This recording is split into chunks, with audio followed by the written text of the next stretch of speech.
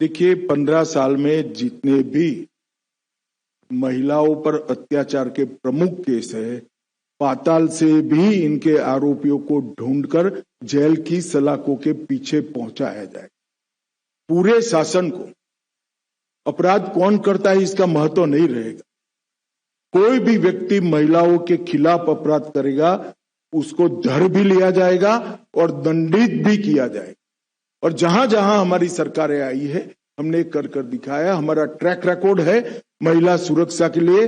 Bharatiya Janata party और NDA की सरकारें हमेशा संवेदनशील रही है।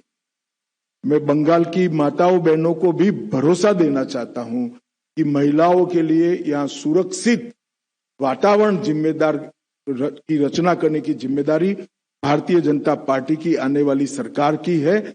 और विशेषकर कामकाजी महिलाओं के लिए पूरी स्वतंत्रता रहे, पूरी सुरक्षा रहे, मुखर कर वो अपनी बात कह सके, अन्याय को मुखर कर वो उठा सके। इस प्रकार की वातावरण का निर्मित करने की जिम्मेदारी भारतीय जनता पार्टी की बनने वाली सरकार की। एनडीटीवी मुनुगा।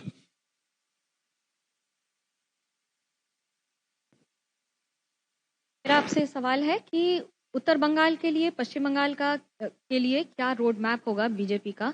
और जिस तरह से बात हिंदुओं की होती है, तो रामनवमी पर एक बार फिर से हिंसा की तस्वीरें आई हैं मुर्शिदाबाद और उत्तर बंगाल के कई इलाकों से। कैसे देखते हैं आप इसे?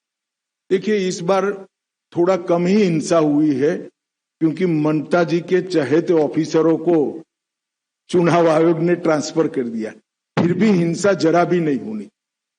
हम सब समुदाय की सुरक्षा की यहाँ पर चिंता करेंगे और विशेषकर बहुमत समाज की, क्योंकि तुष्टीकरण के कारण बहुमती समाज के साथ यहाँ बड़ा अन्याय हुआ है।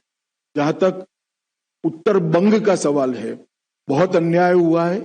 पहले कम्युनिस्टों ने भी किया और बाद में ममता बनर्जी ने भी किया है। उत्तर बंग हमारे देश की सुरक्षा के लिए भी बहुत महत्वपूर्ण क्षेत्र है और समग्रता से बंगाल के विकास को अगर गति देनी है तो नॉर्थ बंगाल को भी गति देनी पड़ेगी।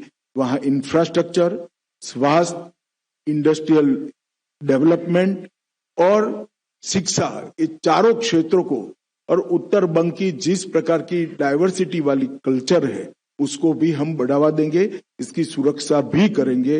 हमारे घोषणा पत्र में उत्तर बंग के लिए एक प्रकार से हम विशेष चैप्टर भी लेकर आने वाले।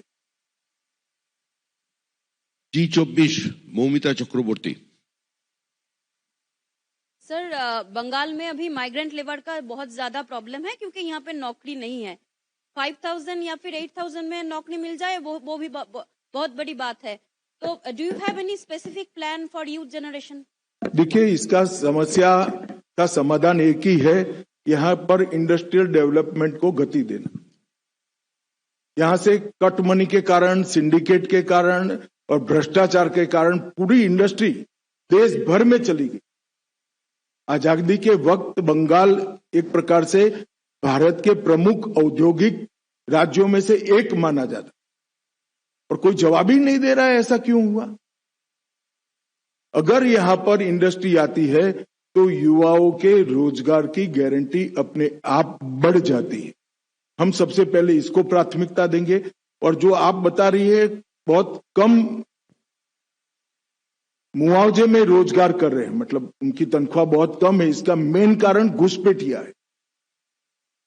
घुसपैठिया जो घुस रहा है हमारे युवाओं के अधिकारों का, रोजगारी का भी और रोजगारी के मुआवजे मतलब उनकी तनख्वाह का भी बहुत बड़ा खेल बिगाड़ अगर कोई रहा है तो घुसपैठिए बिगाड़।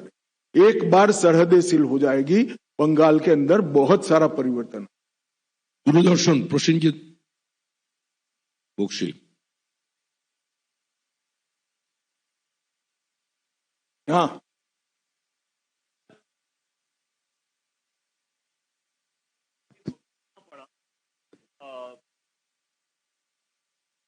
अगर आप सरकार बना पाए तो ये टीचर हम बना ही पाएंगे अगर छोड़ दो। अच्छा, ठीक है।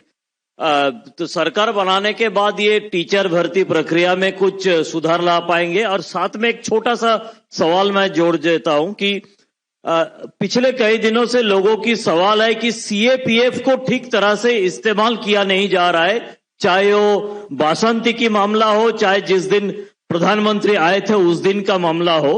एक तो मेरा एसएससी वाला सवाल है और दूसरा है सीएपीएफ को इस्तेमाल किया नहीं जा रहा है। बैठिए। जहां तक भर्ती का सवाल है, हम पारदर्शी भर्ती प्रक्रिया बंगाल को में इंट्रोड्यूस करेंगे, जिससे किसी भी प्रकार का भ्रष्टाचार भर्ती प्रक्रिया में न हो। हमने कई हमारे राज्यों में पारदर्शी तरीके से भर्ती कर कर बताया है। आसाम में हमने वादा किया था 1 लाख सरकारी नौकरियों का, हम 1.5 लाख आसाम के युवाओं को एक भी भ्रष्टाचार के आरोप के बगैर नौकरी देने का काम समाप्त कर। परंतु यहां दूसरा भी सवाल है, ढेर सारे भर्ती में जो घोटाले हुए, इसके कारण युवाओं की भर्ती के लिए जो मान्यता प्राप्त आयु है वो चली गई। मैं पहले भी कह रहा हूं कि इसमें 5 साल का रिलैक्सेशन देकर एसएससी घोटाले में जिन युवाओं के मौके छूट गए हैं उनको हम मौके भी देंगे और पारदर्शी तरीके से भर्ती भी करेंगे। ये सरकारी पद और भर्ती के लिए हम हमारे घोषणा पत्र में विशेष व्यवस्थाएं लेकर आने वाले हैं। आज तक अनुपम मिश्र। नमस्कार, मेरा सवाल है, इधर हूं मैं।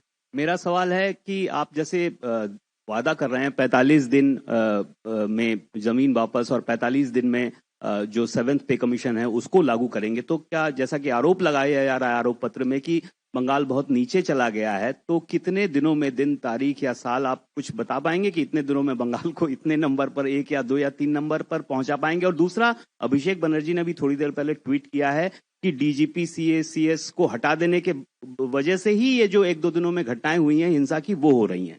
नहीं, मुझे एक बात का जवाब दीजिए आप। 2021 में चुनाव के बाद जो हुआ, पंचायत चुनाव के बाद, किसका डीजीपी था? भारतीय जनता पार्टी के कार्यकर्ताओं को चुन चुन कर मार दिया गया। कैसे जस्टिफाई करेंगे अभिषेक बनर्जी? क्या बात करते हैं? सबसे कम हमले अगर रामनवमी पर हुए हैं तो इस बार हुए, और उसका कारण है कि चुनाव आयोग ने न्यूट्रल टाइप के अधिकारी रखे। उकसाने के 50 प्रयास के बावजूद सबसे कम हमले हुए। क्या झांसा देते हो? जवाब है आपके पास? 25,000 लोग झारखंड में शरण लिए थे आपके भय के कारण, आतंक के कारण। महिलाओं को प्रताड़ित किया गया था। और जहां तक आप तिथि की बात कर रहे हैं, हमें अभी तो मालूम ही नहीं है कि गड्ढा कितना है। हमारे लोग बैठ जाएंगे, बाद में मालूम पड़ेगा कि गड्ढा कितना है। तो तिथि भी 6 माह में सरकार बनाने के बाद जरूर बता दें। আমাদের ভিডিও ভালো লাগলে লাইক এবং শেয়ার করুন। কমেন্ট সেকশনে গিয়ে জানান আপনাদের মতামত। আরো ভিডিও পেতে আমাদের চ্যানেল সাবস্ক্রাইব করুন এবং প্রতি মুহূর্তে খবরের আপডেট পেতে প্রেস করুন বেল আইকন।